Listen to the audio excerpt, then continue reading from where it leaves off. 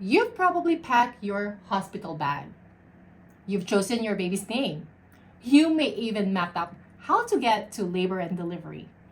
But here are a few things no one reminds you to set up before you go into labor. And they make a huge difference in those early, disorienting days after birth. Because labor is just the door. Postpartum is the house you have to live in for weeks. So today, I'm going to walk you through 5 things I tell my own patients to have ready before they go into labor so they feel less scattered, more steady, and truly supported once baby arrives. Let's begin with number 1. Set up a recovery nest that's actually for you. Here's what happens. You come home from the hospital. The baby has what they need. But you, who just went through the most intense physiological transformation of your life, have nowhere to land. So, before labor, I want you to think through where you'll exist in those early days. Where will you sit to feed the baby at 2 in the morning? Where will you keep your peri bottle or your pain medications or even just a snack you can reach without moving? One of the simplest things you can do is set up a soft place, somewhere near your bed or your couch that holds what you'll need on repeat. Water, pads, nipple cream, something salty, something sweet, a charger, a burp cloth, and maybe even a handwritten reminder that you're doing just fine. It's not just about convenience. It's about the fact that your brain won't have the capacity for choices when it's healing. Give yourself fewer things to think about, fewer steps to complete. Because recovery is not just bleeding and cramping, it's regulation, it's processing, it's being interrupted every few minutes and still trying to feel human. That space, that's how you come back to yourself. 2. Have a real conversation with your support person. I'm going to say this with love. If your plan is, they'll help if I ask, that's not a plan.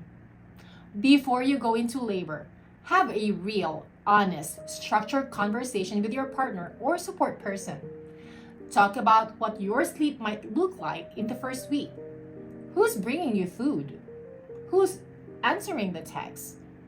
Who's watching the baby while you shower, even if it's just 5 or 10 minutes? Don't assume they know what postpartum looks like, because unless they've done it with you before, they don't. You might need to say things like, when I get quiet, that doesn't mean I'm okay. That's my shutdown mode. Or, if I start crying after I feed the baby, don't try to fix it. Just sit next to me and bring me water, please. You're not creating rules. You're creating relational safety. So that when the emotional wave hits, and it often does, you don't feel alone or invisible. Set that up now, while your words are still easy to find.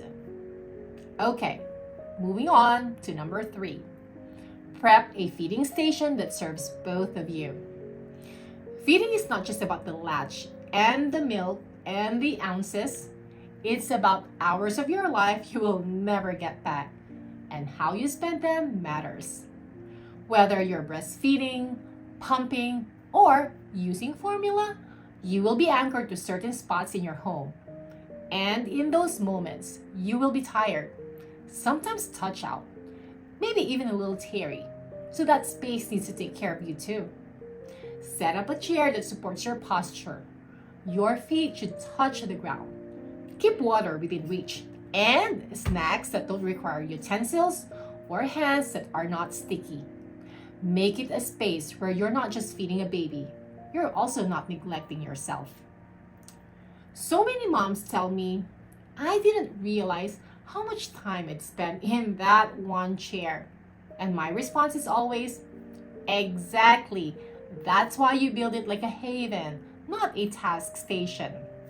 Because the more nourished you are, the steadier you'll feel when everything else is swirling. Okay, 4. Stock your bathroom like it's a recovery room.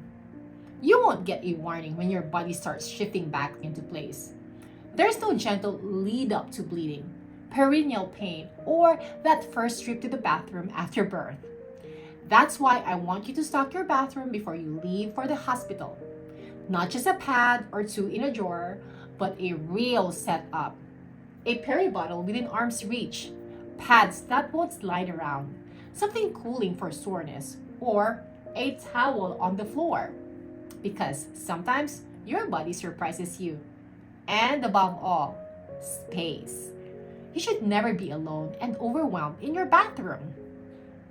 If you've had a C-section, support yourself with a chair nearby or a towel bar that won't pull. You're healing from a major abdominal surgery while parenting a newborn. That requires more softness, not less. And please, stool softeners. Start them before you need them. Or, if you don't like taking them, hydrate, hydrate, hydrate. H2O, that's your bestie. And add those high fiber foods as well. I've watched too many moms brace themselves with fear, wondering if their stitches would tear just trying to go to the bathroom. You deserve a bathroom that feels like safety, not survival. Okay, moving on to number 5, create a boundary plan for visitors and updates. Okay, now let's talk about your phone. Once the baby's born, your phone might light up like a Christmas tree. People you love, people you don't even talk to often, will want updates, photos, and time with the baby. And while that might seem sweet, it can quickly become exhausting. You do not need to manage your other people's expectations during this. Before you go into labor, decide who you'll update, when, and how. Maybe you'll have one group chat. Maybe your partner will handle it.